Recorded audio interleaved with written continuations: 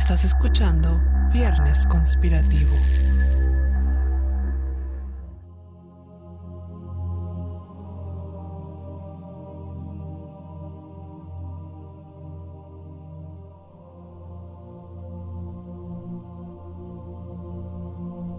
Esto es Viernes Conspirativo, el podcast donde Ana Laura Ibarra y Lupita Caballero te compartirán temas dotados de conspiración y misterio, así como mitos, leyendas, historias urbanas, secretos de internet y demás cosas de las que necesitas saber la otra versión de la historia. Bienvenidos a Mitos y Leyendas, un especial de Viernes Conspirativo en donde hablamos sobre historias fantásticas y misteriosas de distintas partes del mundo y discutimos cómo repercuten en la actualidad. El día de hoy toca hablar sobre La Última Cena, la tercera y última pintura de Da Vinci, que como muchos de ustedes ya sabrán por el título, es una que contiene elementos propios de los que podríamos hasta cierto punto considerar mitos o leyendas. Antes de comenzar, queremos recalcar dos cosas importantes. La primera es que estaremos hablando sobre temas de religión e iconoclasia, conceptos que son opuestos entre sí. Así que estarán escuchando muchas opiniones personales, tal vez controversiales, pero que bajo ningún motivo pretenden ofender ni molestar a creyentes religiosos. La segunda cosa es que dado que estaremos analizando una pintura, les invitamos a buscarla en internet para que entiendan de mejor manera las referencias y comentarios discutidos en el capítulo. Sin nada más que agregar, pónganse cómodos que ya vamos a comenzar.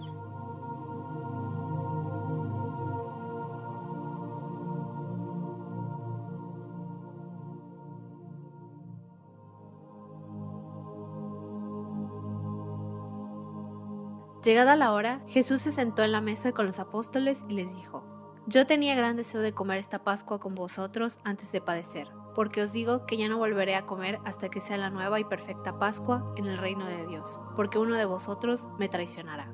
Libro de Juan, capítulo 13, versículo 21. Este capítulo de la vida de Jesús es el retratado en la que se convertiría en una de las obras más importantes y representativas de Leonardo da Vinci, La Última Cena. Es un mural de 460 centímetros de alto por 880 centímetros de ancho, elaborado al temple y óleo sobre 2 capas de preparación de yeso y fue plasmado sobre la pared del convento dominico de Santa Maria delle Grazie en Milán, Italia. La historia de su creación nos remonta a los inicios del Renacentismo, cuando en 1495 el duque de Milán, Ludovico Sforza, le encargó pintar el cuadro como parte de un proyecto de renovación para el convento. Como ya les hemos contado, Da Vinci se trasladó de corte en corte entre ese periodo de tiempo, y ciertamente su estilo de pintura fue algo que llamó mucho la atención del duque, por lo que éste le pidió a Da Vinci que retratara la última cena de Jesús tal y como se describe en el Evangelio de Juan en el Nuevo Testamento de la Biblia. La tarea fue aceptada y Leonardo se puso a trabajar en ella a toda prisa por alrededor de 3 años, completamente absorto en hacer del cuadro una obra digna de admirar. Pero no solo retrató la escena tal cual estaba descrita en el Evangelio, sino que le agregó algo que ya es común ver en obras de Da Vinci, el dinamismo. En el fresco figura la imagen que seguro muchos de ustedes conocen, Jesús sentado en el centro de la mesa junto a sus 12 discípulos. Aunque contraria a otras últimas cenas realizadas por otros pintores, Da Vinci escogió retratar el momento en el que Jesús anuncia la traición de uno de sus seguidores, y es la expresión de los apóstoles lo que hace tan característico a este cuadro. Y como es obvio, podemos encontrar diversos elementos religiosos, tales como la forma que se subdividen los apóstoles en grupos de 3, número que representa a la Santísima Trinidad. En la izquierda encontramos al primer grupo, Bartolomé, Santiago el Menor y Andrés, quienes tienen una expresión de sorpresa ante la noticia. En el segundo grupo se encuentra Simón Pedro, quien adopta un semblante de enojo y toca el hombro de Juan, el discípulo amado. Este desvía la mirada hacia abajo con cierta tristeza y melancolía. A su lado, Judas Iscariote mira a Jesús, incrédulo de que su plan se haya descubierto, pero tratando de esconder la culpa de la futura traición que se avecina. Después observamos a Tomás, Santiago el Mayor y Felipe. Estos parecen estar impactados con la noticia y miran a Jesús con una mezcla de enojo, asombro y recelo. Al lado, Mateo, Judas Tadeo y Simón Celote discuten entre ellos sobre lo que su maestro acababa de decir. Se ven confusos, tratan de encontrar sentido a la idea de que uno de ellos puede ser un traidor. Jesús en esta obra no solo es un protagonista, sino también es un punto de fuga, pues él está colocado al centro del cuadro. A pesar de que todos los puntos convergen en Jesús, es su posición abierta y expansiva con los brazos extendidos y mirada tranquila la que contrasta y equilibra toda la obra. Este punto de fuga, combinado con la recreación del espacio arquitectónico, crea la ilusión de un lugar amplio de gran cabida para los personajes. La iluminación es también un elemento importante de las obras renacentistas. Muchos pintores utilizaban las ventanas para justificar la luz entrante y Da Vinci no fue la excepción. Detrás de Jesús podemos observar 3. La más amplia de ellas remarca la importancia de este protagonista, al mismo tiempo que hace lucir el lugar más grande. Es por ello que como toque único, Da Vinci decidió no usar el halo que normalmente era empleado en estas obras para denotar la divinidad de Jesús. Además de ello, es notorio el aspecto filosófico con el que refirió la obra. Pues como ya les mencionamos anteriormente, Da Vinci era un amante de la ciencia y aunque esto cataloga como teoría, es probable que dentro del grupo de Tomás, Santiago el Mayor y Felipe haya reflejado su concepción filosófica sobre la llamada tríada platónica, conformada por los valores de la verdad, la bondad y la belleza. Esta línea es propia de la Academia Platónica Florentina de Ficino y Mirandola, la cual defendía el neoplatonismo en oposición al aristotelismo y pretendía hallar una conciliación de la doctrina cristiana con la filosofía de Platón. Este grupo podría representar a la vez a la Santísima Trinidad, debido a los gestos de los apóstoles. Tomás señala al Altísimo, Santiago el Mayor extiende sus brazos como evocando el cuerpo de Cristo en la cruz, y finalmente Felipe lleva las manos al pecho, como señal de la presencia interior del Espíritu Santo. Por desgracia, este fresco se ha ido deteriorando desde su culminación en 1498. De hecho, el deterioro comenzó pocos meses después de haber sido terminada. Y es debido a los materiales utilizados por el artista, pues la técnica del fresco no era la más conveniente. Requería rapidez y no se podía repintar, ya que la superficie de yeso se secaba muy pronto. Es así como Leonardo llegó a la solución de mezclar el óleo con el temple. Aunque tal vez no fue la mejor decisión porque el yeso no absorbe muy bien el óleo y da como resultado el pronto deterioro de la obra. La Última Cena ha sido restaurada muchas veces, pero como consecuencia se han perdido muchos de los toques originales que Da Vinci le había otorgado.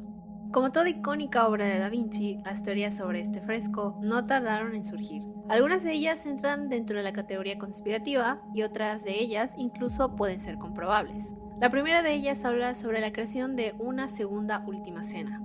El cortometraje documental de Jean-Pierre Isbotz y Christopher Hale Brown, titulado The Search for the Last Supper, ahonda en esta teoría. Ambos investigadores llegan hasta una remota abadía en Tongerlo, Bélgica, en donde encuentran una pintura idéntica a la pintada por Da Vinci. Esta conclusión se dedujo porque las figuras estaban perfectamente alineadas y se deduce que se pintó utilizando los mismos cartones del original. Se dice que el rey francés Luis XII, luego de conquistar Milán, vio el fresco pintado por Da Vinci y quedó fascinado por su estilo. Fue tanto así que quiso llevárselo a Francia, pero al estar hecho en una pared, le resultó imposible. Es por ello que ordenó a Leonardo realizar una réplica de su obra. Una carta escrita por Luis XII, que data de 1507, dice: necesitamos a Leonardo da Vinci. Para este encargo, se cree que el principal responsable de la copia fue Andrea Solario, uno de los mejores discípulos de Leonardo.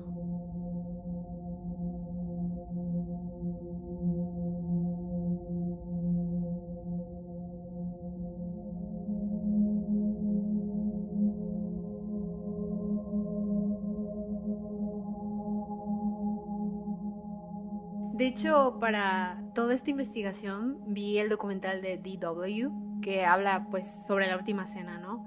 Entonces toda la teoría gira en torno a esto del cuadro, del segundo cuadro pintado por Da Vinci. Y en todo ese documental mencionan que es probable que sí se haya hecho un segundo cuadro de la Última Cena, pero que no haya sido realizado por Da Vinci, sino que los que lo hicieron fueron las personas que trabajaban con él en su taller, sus aprendices propiamente. Realmente no es algo como de sorprender porque ya lo mencionamos en el capítulo pasado del Salvator Mundi, que pues en su taller se hacían copias y estas personas eran sus aprendices que seguían su forma de pintar con el esfumato y todo eso. Entonces es algo totalmente viable. Y creo que se pudieron hacer no solamente una, sino más últimas cenas, pero oficialmente dentro de ese periodo de tiempo, pues es esta que encontramos en Bélgica. Pues sí, además de que Leonardo era un artista muy solicitado, obviamente no creo que solamente haya hecho como solo una obra de cada una. O sea, no veo descabellado esta parte en la que a lo mejor pudo haber tenido como pon tú los planos, o como este boceto o dibujo previo en el que estaban quizá todas las instrucciones o lo que se pretendía hacer y pues sus aprendices lo replicaron. Y aparte, algo que me llama mucho la atención de esta pintura en general es que, bueno, en el documental mencionan cómo la pintura fue evolucionando a través de los años, porque antes los pintores que hacían, por ejemplo, este tipo de retratos de Jesús, lo hacían como muy de frente. Y eso no le daba nada de dinamismo a las obras, porque la cara se veía muy extraña, o sea, se veía como que el rostro se veía plano. Y pues Da Vinci aquí lo que hace es darle este movimiento a los rostros, como ya vimos en la Mona Lisa, ¿no? Que tú te mueves y parece que ella te está siguiendo con la mirada. Ajá, como que esta parte de hacerlo como a 3/4 es lo que le da la oportunidad de jugar un poco con la luz y la sombra, y eso es lo que le da el dinamismo. Sí, también algo que dicen, bueno, esto ya es como más, no tanto especulativo, sino como interpretativo, ¿no? Que la parte del fondo de la pintura de donde está el paisaje que simboliza al paraíso. Pero pues bueno, esto cada quien lo puede interpretar de forma diferente. Puede que Da Vinci simplemente lo haya pintado como un paisaje que haya visto o que haya sido como muy común en Italia. Yo digo que con Da Vinci nada de lo que ves es coincidencia. Guay. Cada cosa que pone está planeadísima. Es algo que está muy contemplado y claramente tiene su significado. Entonces seguramente sí tiene que ver algo con esto divino del paraíso. Es probable, porque sé que Da Vinci le puso mucho empeño a esta obra, porque bueno, no se lo pidió cualquier persona, se lo pidió el duque de Milán. Entonces pues tampoco iba a entregar un trabajo así como X, iba a hacerlo mejor. Y dicen por ahí que para el retrato de Judas, que se fue hasta una cárcel a buscar a un preso para tener esta clara imagen de la persona que es Judas el traidor, ¿no? Una persona mala, una persona que se ve como maleante, por así decirlo. Pero tampoco me sorprendería que Da Vinci haya buscado así los mejores modelos para interpretar a estas personas. Pues sí, o sea, cualquier persona pudo haber sido el modelo. Sí, eso sí, cualquiera. Pero bueno, ahora ya a lo que nos concierne en este capítulo es sobre las conspiraciones que pueda haber sobre esta obra. Y estas sí ya entran más dentro de lo especulativo, que son las que hablan propiamente de los apóstoles de la pintura. La más famosa de ellas es la que se postula en la obra de Dan Brown, El Código Da Vinci, y también en La Revelación Templaria, escrita por los autores Clive Prince y Lynn Picknett. Todos ellos apuntan la posible aparición de María Magdalena a la derecha de Jesús. Esto implicaría que no se trate de Juan, el discípulo amado, sino de la que era la esposa de Cristo. Para algunos parece claro que Leonardo representó en realidad a una mujer, ya que toda la figura tiene rasgos que lucen femeninos. Su cabello es largo y primoroso, sus manos son pequeñas, los rasgos del semblante son finos y armoniosos. Incluso se cree que pudo haber dibujado pechos femeninos y un collar de oro. En 1993, la escritora y abogada Vittoria Jaciel publicó un presunto documento de Leonardo da Vinci en el que éste reconocía la existencia de una mujer al lado de Cristo. Según algunos otros autores, Da Vinci habría intentado revelar con su famosa pintura dos secretos. En primera, que sí había mujeres en la cena, como era común en las comidas de festividades. Y en segunda, su discípulo predilecto, el elegido, era en realidad María Magdalena. Asegura también que Da Vinci dejó una pista para establecer que sí hubo presencia de mujeres en dicha cena. Un nodo pintado en un extremo del mantel. La palabra nudo, vincoli en italiano, hace referencia a un vínculo. Así que Da Vinci, con este detalle, estaría dando un indicio de la existencia de un vínculo muy especial. Algo que también refuerza esta teoría es la composición del cuadro. La configuración que describen Jesús y María Magdalena sería como una gran M, compuesta por dos líneas azules y dos líneas rojas. Da Vinci revelaría con esto que se trata, en efecto, de María Magdalena, porque no solo aparece una M, sino que al parecer los panes de ambos están alineados y forman una segunda M. Esto indicaría que el pintor, de manera secreta, plasmó la presencia de María Magdalena. Otra curiosidad de esta teoría habla de los ropajes de Jesús y Juan/María Magdalena, pues ambos tienen los mismos colores, solo que de forma invertida, azul y rojo. Para algunos, esto sería una señal de que Da Vinci intentó decir que uno complementaba al otro, que estaban unidos mucho más allá de un simple trato afectuoso maestro-discípulo. Algunos autores incluso aseguran que su relación habría sido mucho más importante, casi como un matrimonio. Dentro de la triada donde se encuentran Pedro, Judas y supuestamente María Magdalena, hay una imagen que llama la atención, la de Pedro sosteniendo un cuchillo. Hay quienes piensan que este gesto significa algo negativo, como si estuviera amenazando o demostrando su ira ante lo que su maestro le acababa de decir. En varios manuscritos considerados apócrifos por la Iglesia se insinúa la misoginia de Pedro. En uno de esos pasajes se insinúa que Jesús le habría dicho: Pedro, tú siempre has sido irascible. Ahora te veo como un adversario de la mujer, pero si el Salvador la hizo digna, ¿quién eres tú de veras para rechazarla? En el Evangelio de Tomás, por otra parte, Pedro dice: que se aleje Marijam de nosotros, pues las mujeres no son dignas de la vida. En otro evangelio gnóstico, Pedro pregunta: ¿por qué tendría que enseñarle a ella cosas que a nosotros no nos enseñaron? A lo que otro apóstol le responde: bueno, Pedro, si él lo ha querido así, si él ha escogido a ella, tenemos que aceptarlo. El Evangelio de Felipe es el más explícito en el tema de Jesús y María Magdalena, razón por la cual la Iglesia jamás lo aceptó como verdadero. En el primer pasaje de este manuscrito dice: 3 mujeres caminaban siempre con el Señor: María, su madre, la hermana de esta, y Magdalena, denominada su compañera. Otra teoría reconocida es la que habla sobre cómo Leonardo pudo haberse retratado a sí mismo en su obra, ocupando el lugar de Tadeo. El hecho de que esté de espaldas a Jesús simboliza, según, la desconfianza que tenía Leonardo da Vinci de la creencia del cristianismo. Y esto se liga también con la suposición de que el apóstol al lado de él, Simón Zelote, es en realidad Platón, un personaje mal visto por la Iglesia. Se dice también que el apóstol Tomás es el gemelo de Jesús, cosa que al parecer da Vinci también creía. Tomás significa gemelo en arameo, y de ser cierta la teoría pondría en duda todo el misticismo que gira en torno a Jesús. Como última teoría mencionamos la ausencia del cáliz, elemento importante en esta escena bíblica, pues es ahí en donde Jesús bebió el vino que simboliza su sangre. Según algunas hipótesis, esta copa no aparece porque en realidad es María Magdalena. Hay quienes apuntan que la frase que dijo Jesús en la última cena, esta copa es mi sangre, que es derramada por ustedes y establece el nuevo pacto, se refiere al supuesto hijo entre María Magdalena y Jesús. De esta teoría deriva otra, que dice cómo después de la crucifixión, María Magdalena huyó a Francia y ahí permaneció el resto de sus días continuando con el linaje de Jesucristo.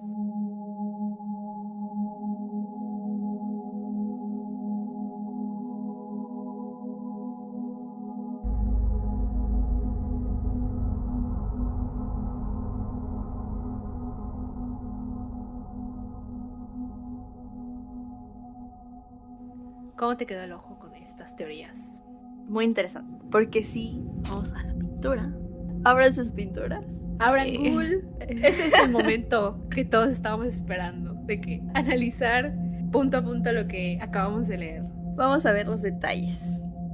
Si se dan cuenta, como se mencionó, lo del vínculo, en el lado derecho de la pintura, en la parte inferior, en donde está el mantel, ahí está el nudo en el mantel. Y supuestamente eso era algo recurrente para representar esto que ya mencionamos, que era como este vínculo importante. Es decir, que ahí estaba María Magdalena. De hecho, hay unas imágenes que hacen como montaje, que ya ven que al lado de Jesús está Juan / María Magdalena, ¿no? Entonces lo que hacen estos edits es que recortan la posición en donde está y lo ponen como si María Magdalena estuviera acostada en el hombro de Jesús, y también ahí como que forma otra figura que al parecer es el bebé. Ajá, sí, también. Yo les voy a dejar esa teoría descabellada en nuestro Facebook para que ya ahí digan ustedes si se la creen o no, o es mucho. Es too much. Pues sí, porque hay algunas cosas que me parecen que, a ver, yo las analizo desde un punto tal vez un poquito más escéptico, porque, a ver, por si alguno de ustedes no es como que la persona más religiosa del mundo y no tenga mucha idea de todo esto, Juan es el discípulo amado, pero él era el discípulo más joven de todos, o sea, era un muchachito. Si se dan cuenta, todos los demás discípulos ya estaban grandes, eran señores, pues estaban viejos, incluso más grandes que Jesús, y Juan era el único joven. Entonces esta puede ser una razón por la cual lo pintaron pues con estos rasgos un poco más femeninos, entre comillas, con el cabello más estilizado y así. Sí, o sea, es algo muy claro de que sí tiene un rostro afeminado. Esta pudo haber sido una razón por la cual Da Vinci dijo, bueno, como es el más joven, voy a pintarlo con estas facciones más delicadas, propias de la juventud, porque si se dan cuenta, pues no tiene barba. Eso puede ser, ¿no? Si ustedes quieren analizarlo desde el punto de vista más escéptico, esa puede ser la razón. O puede que sí sea María Magdalena. Efectivamente. Y luego otros se preguntan, bueno, entonces si dibujó a María Magdalena, ¿dónde está Juan? Al lado de Jesús, aquí están señalando con el dedo arriba. que puede que ese señalamiento hacia arriba sea la representación de Juan. Eso dicen, es otra teoría. Que ese día lo invitaron a Juan, dice. A él lo invitaron a comer. Como estaba chiquito tenía que dormir temprano. Que ese día no llegó. Iba a haber vino y ya no lo invitaron. Probablemente. ¿Quién sabe? No, pero de esta teoría de María Magdalena y Jesús la abordamos un poco más extensa y con otro invitado en el capítulo de Jesús. Así que por si tienen curiosidad de saber qué otro tipo de cosas dijimos más ya enfocados en Jesús, vayan a escuchar ese capítulo. Nos quedó muy chido, la verdad, porque invitamos a un amigo que le gusta mucho este tipo de cosas. Pero yo creo que siempre, este tema siempre da mucho a especular. Ha sido de las teorías conspirativas más grandes a partir de que se hizo lo del Código Da Vinci de Dan Brown. Porque ahí la gente empezó a especular, oye, ¿qué tal si Jesús efectivamente estuvo con María Magdalena y tuvo descendencia y su descendencia todavía existe? Y es como que algo muy fantasioso, pero también una probabilidad que no podemos cerrar al 100% porque no sabemos muchas cosas. No estuvimos ahí hace miles de años. No sé, en lo particular, me gustan como mucho estas teorías porque, como ya lo dije, no creo que nada de lo que haya puesto Da Vinci en cualquiera de sus cuadros haya sido solamente porque se vea bonito o por casualidad o algo así. O sea, siento que todo dota de significado. Y también, o sea, creo que lo más claro es ese detalle del mantel. ¿Por qué razón estaría solo ese lado amarrado? Exactamente. No vemos el otro lado tampoco. Entonces, ¿por qué no lo dibujó también? O sea, como que la escena se corta. Porque si te das cuenta, no alcanzas a ver el otro extremo del mantel. Nada más te muestran un pedazo. Y en general, la pintura tiene una composición muy compleja por el hecho de esta parte de la perspectiva, el punto de fuga. También está lleno, toda la escena está llena como de estos números mágicos que son como importantes para, bueno, como estos números divinos. También, o sea, si empiezas a contar como las ventanas y me parece que como varias partes de la estructura y todo eso, que si lo sumas, no sé qué número. O sea, es bastante complejo desde la construcción del espacio hasta la posición de los personajes, el cómo está agrupado, el cómo tiene un recorrido visual específico. Entonces es por eso que siento que nada de lo que vemos ahí está por casualidad o porque se vea bonito. Todo tiene un significado. Me parece muy interesante el punto que menciona de cómo Da Vinci pudo haberse retratado a sí mismo, porque no es la primera vez que se mencionan este tipo de teorías. Igual dicen que la Mona Lisa es una representación femenina de él. También supuestamente hay como una pintura que tiene en el que está como el rostro de Jesús y que supuestamente también como que la base es su propio rostro y que por encima está lo que él creía como Dios. Sí, también. Ay, ya me acordé porque el signo de la mano representa a Juan Bautista. Hay una pintura de Da Vinci que se llama Juan Bautista. Entonces, sí es cierto, no, es verdad. Yo sí que lo ubican porque hay un meme muy conocido de esa pintura, que es la de este vato. Es esa. Si no lo saben, pongan este vato en Google y les va a aparecer esa pintura. O sea, bueno, entonces por eso dicen que también esa es como que la representación de Juan.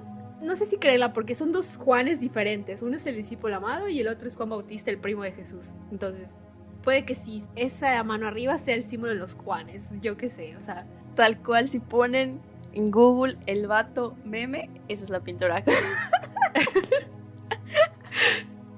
Ay, Dios. Igual me parece interesante es esta otra teoría que habla sobre el choque de ideas que tenía Da Vinci. Por un lado, su lado religioso, que ese lado pues era propio de la época del Renacentismo y la Edad Media. Son dos épocas donde lo religioso así era todo lo que giraba alrededor del universo. Y por otro lado está su lado científico, ¿no? Entonces, yo creo que esta más que conspiración es como una interpretación que pudo haber formado parte de Da Vinci, sí, porque a lo mejor él tenía ideas que se inclinaban un poco más a la ciencia, pero que contrastaban la religión. Exactamente, porque bueno, si lo recordamos, claramente Da Vinci era un hombre de ciencia. Sin embargo, también era un artista y en ese entonces, para ser un artista, quienes pagaban eran los reyes católicos. Entonces, ¿qué pedían? Pues obviamente ilustraciones que tenían que ver con todos estos sucesos bíblicos. Entonces, por lo tanto, tenía que hacerlo igual como para poder ser aceptado, pues obviamente tenía como que creer entre paréntesis, bueno, entre comillas, creer en toda esta parte religiosa, pero pues se contrapone en sus ideales científicos. Entonces creo que sí, habrá sido complicado para él como persona. Entonces creo que no podía ignorar esa parte de su escepticismo y era evidente que lo reflejaba en varias de sus pinturas, de que así como escondido, pero ahí estaba el toque, ahí estaba lo conspirativo. Sí, exactamente. Otro elemento que me llama la atención por su ausencia es, como dicen, lo del cáliz, que esta copa no es cualquier copa, sino que es la que simboliza la sangre de Cristo, porque en la última cena, en este pasaje, como ya les leímos al principio, pues él convirtió el pan y el vino en su sangre y en su carne. Entonces, sí, es como curioso que no esté aquí la copa por ningún lado. Me llama la atención, ¿no? Porque es un elemento muy importante.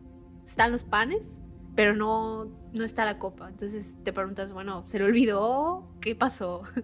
La traía Juan, pero no lo invitaron. Ah. Juan, no hablaste. Se te olvidó ahí. Ay. En fin, yo creo que esta pintura es muy icónica porque tiene muchos elementos que a lo mejor tú piensas, bueno, los dibujó y ya está, pero no los dibujó y ya está, sino que hay muchas cosas detrás que pueden o no ser especulación.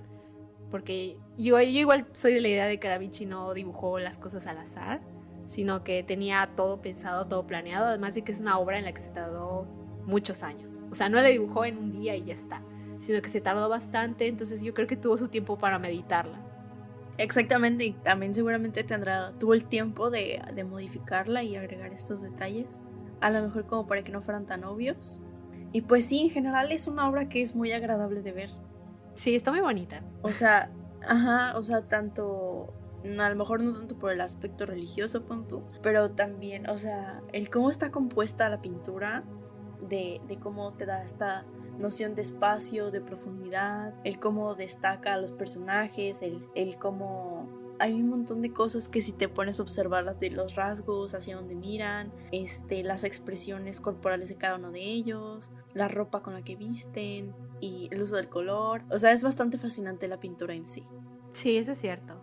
Aunque igual, pues como se perdió mucho de los toques originales que Da Vinci le dio, igual por eso puede que mucha gente especule, porque en que lo retocaron, pues las personas que lo hicieron le agregaron así pinceladas que a lo mejor no eran propias de Da Vinci, y culminó en por ejemplo, en el rostro de Juan, María Magdalena, que terminó de esta manera. Aunque bueno, yo sí veo como bastante conspirativo la forma en la que están ellos dos, uno al lado del otro, pero con ropas similares, y también si contrapones estas imágenes, haces el montaje, pues de repente sí da como que, sí te da otra figura que dices, puede ser. Pueden investigar más al respecto, ver algún video. Yo les recomiendo que vean el video de Hablemos Arte, en el que Roberta Villarreal habla sobre esta pintura, para que complementen lo que decimos en este podcast con ese video. Y nos dejen saber qué piensan en nuestras redes sociales. Para esta investigación utilizamos fuentes de My Mother Met, Guioteca, La Vanguardia, El País, el blog de Misterios sin Resolver, la página web llamada Desde Milán, el documental de DW titulado El Misterio de la Última Cena y el documental del canal Fisicando de nombre Misterios y Secretos de Leonardo da Vinci. Les recordamos una vez más que estas son opiniones personales nuestras y no tenemos afán de ofender a nadie que deliberadamente crean algún tipo de religión. A final de cuentas, esto es especulación y cada quien elige creer en lo que quiera. Recuerden que nos pueden encontrar en nuestras redes sociales como Viernes Conspirativo o Viernes Conspirativo Podcast. De todas formas, les vamos a dejar un Linktree en el que le van a dar clic y los va a direccionar a la red o a cualquier plataforma en la que nos quieran escuchar. Nosotras nos despedimos y nos vemos a la próxima.